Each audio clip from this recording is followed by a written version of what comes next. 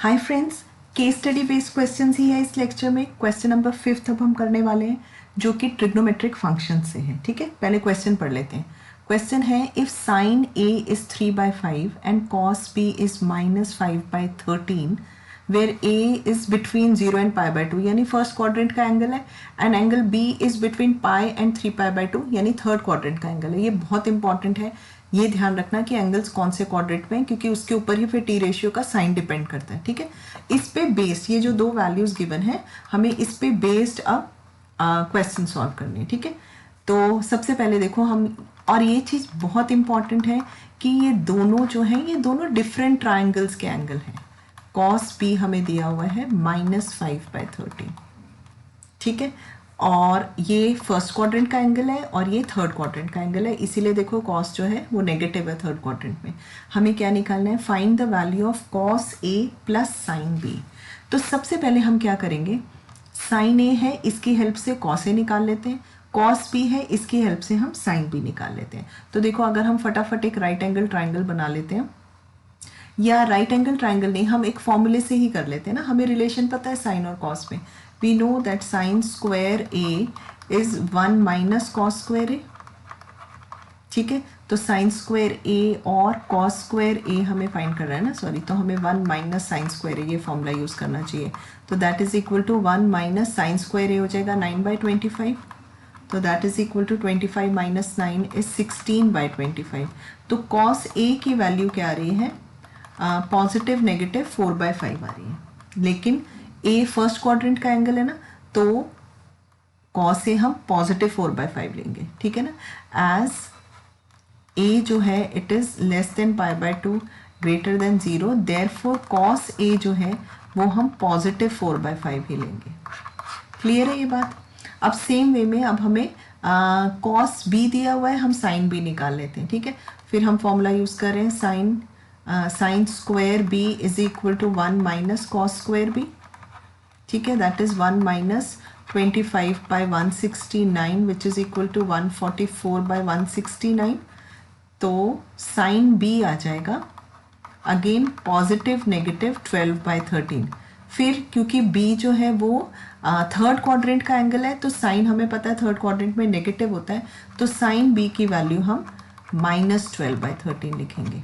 दोनों वैल्यूज हमें पता चल गई।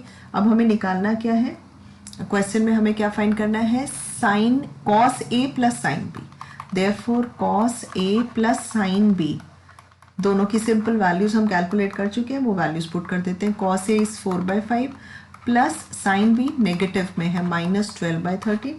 सिंपल फ्रैक्शंस है, एलसीएम लेके ऐड कर देते हैं, तो ये आ जाएगा 5 13 52 आ जाएगा, and this is -60 which is equal to -8/65। ठीक है, तो इसमें ऐसा कोई सच 11th वाला फॉर्मूला नहीं यूज हुआ है, बेसिक फॉर्मूला जो हमने 10th में भी किया, -8/65। This is our answer, correct है। अब सेकंड पे आते हैं। देखो सेकंड हमें फाइंड करना है साइन ए प्लस बी। अब यहाँ पे आपका चेक हो जाता है कि आपको ये टी रेशियोज पूरे अच्छे से, ट्रिग्नोमेट्रिक फॉर्मूले अच्छे से याद होने चाहिए। साइन ए प्लस बी कितना होता है, sign A cos B plus cos A sine B, और ये वैल्यूज हम पहले ही फाइंड कर चुके हैं। Sign A cos B, sign ए कितना था, जो गिवन था हमें 3/5। ठीक है, तो वैल्यूज पुट करते हैं, 3/5 इंटू कॉस बी गिवन था -5/13 प्लस कॉस ए हमने फाइंड किया है 4/5 इंटू साइन बी भी हमने फाइंड किया -12/13। ये वैल्यूज पुट कर देते हैं, this is equal to this gets cancelled, so -3/13 आ जाएगा, ये भी नेगेटिव ही आएगा, -48/65। एलसीएम आ जाएगा 65, 13 5s आर -15 -48। सिंपल, अब ये तो एडिशन सब्ट्रैक्शन ऑफ फ्रैक्शंस ही है, -63/65। This is our answer.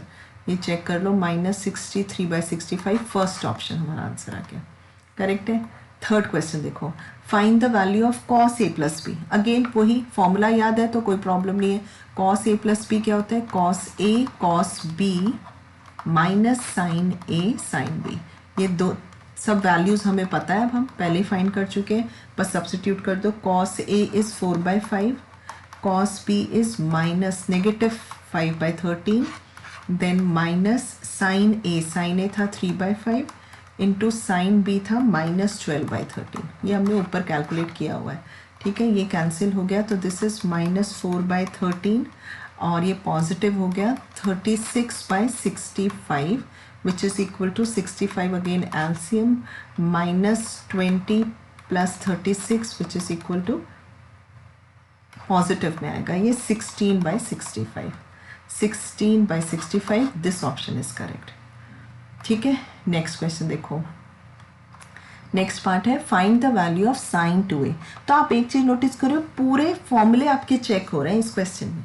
एक वैल्यू दे दी और पांचों क्वेश्चन जो है उसमें डिफरेंट फॉर्मूले यूज हो रहे हैं। फॉर्मूले कंसेप्ट आपका क्लियर है तो फिर कोई प्रॉब्लम नहीं है ऐसा क्वेश्चन सॉल्व करने में। Sine 2 theta is 2 sine theta cos theta, तो sine 2a is 2 sine a cos a, ठीक है।